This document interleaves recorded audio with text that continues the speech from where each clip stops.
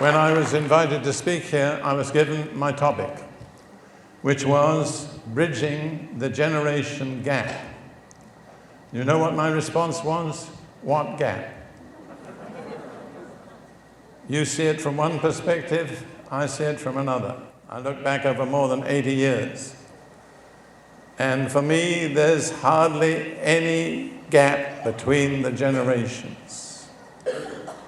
I picture it something like a vast auditorium with multitudes of people, and they're gathered in different sectors of the auditorium. There's the children, the young people, the mature men, the older men, and then people in my age bracket.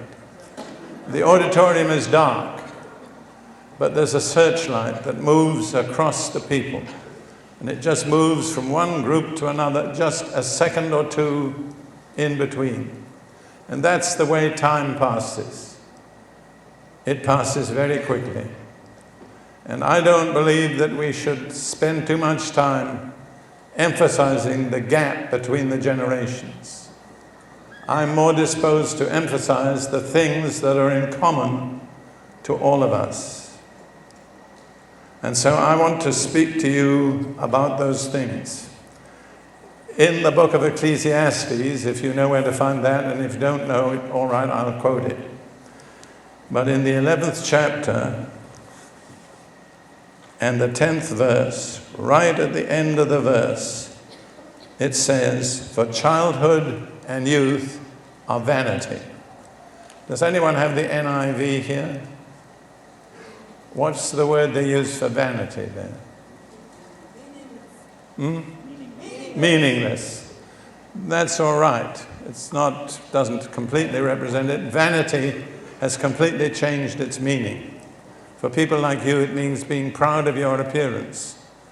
But in the time that the Bible was translated, it meant something that is empty, meaningless, insignificant. Well, as far as I'm concerned, that is true. The distinctions between childhood and youth and maturity and old age are really very empty. They don't contain the real important truths of life.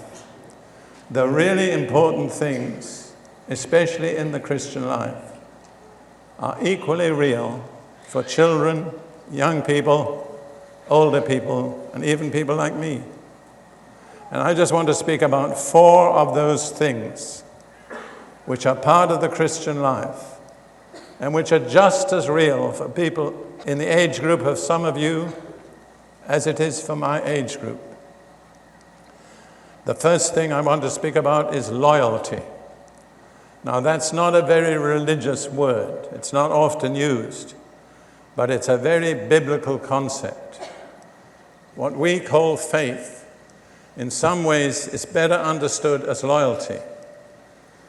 In both the Hebrew of the Old Testament and the Greek of the New, the word for faith also means faithfulness. There's no distinction.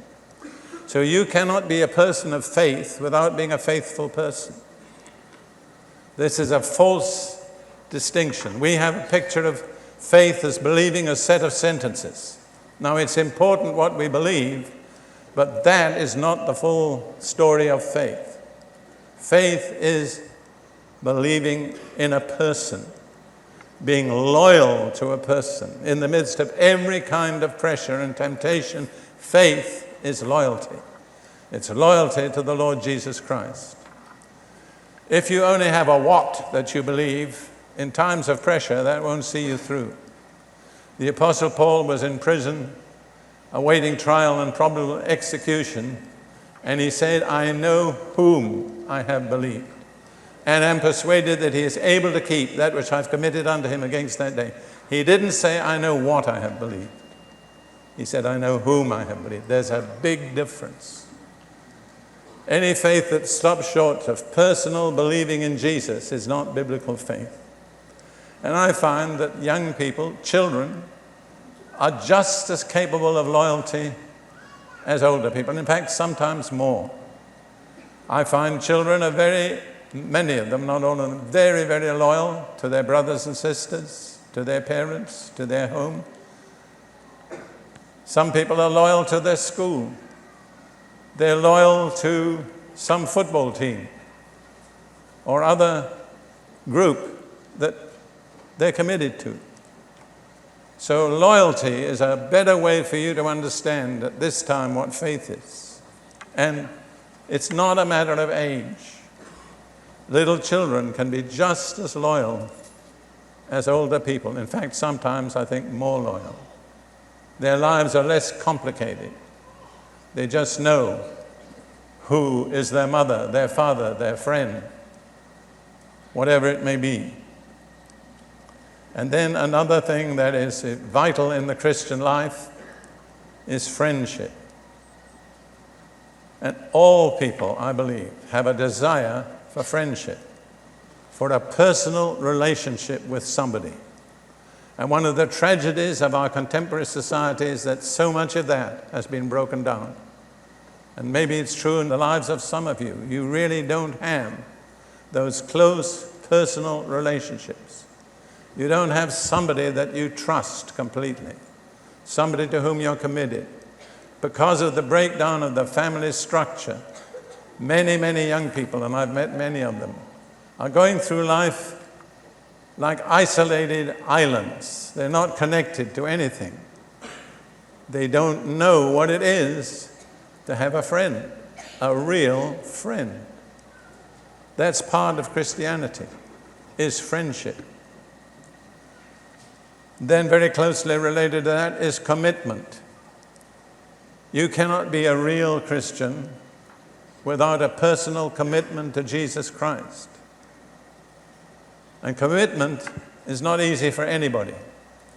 But I think actually it's easier for young people than older people. Because the older you grow, the more you're entangled with the things of this life.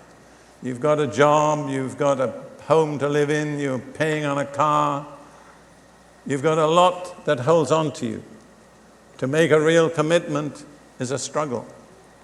But people in the age bracket of some of you, you don't have too much to hold on to. You can make a commitment. You can say, here I am, Lord Jesus, I'll serve you. I'll do what you call me to do. I'm committed to you, Lord Jesus. I've counseled so many people who struggle with problems.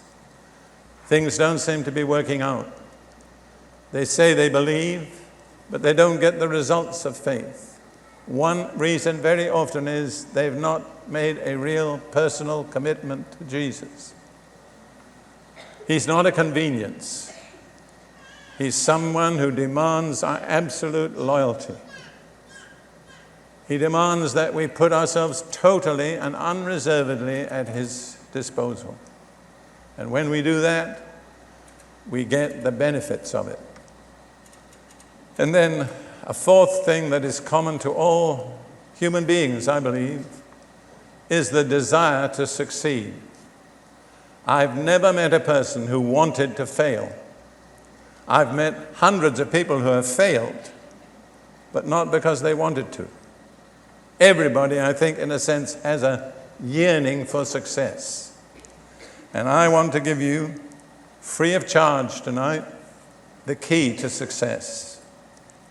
And I can give it to you confidently because it's worked in my life.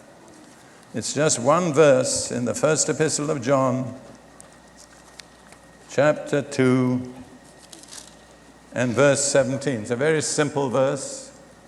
Most of the really important truths in the Bible are simple. I was a professional philosopher for a long while. That was the way I got a job and made my living. You're not a professional philosopher unless you can make your living by it.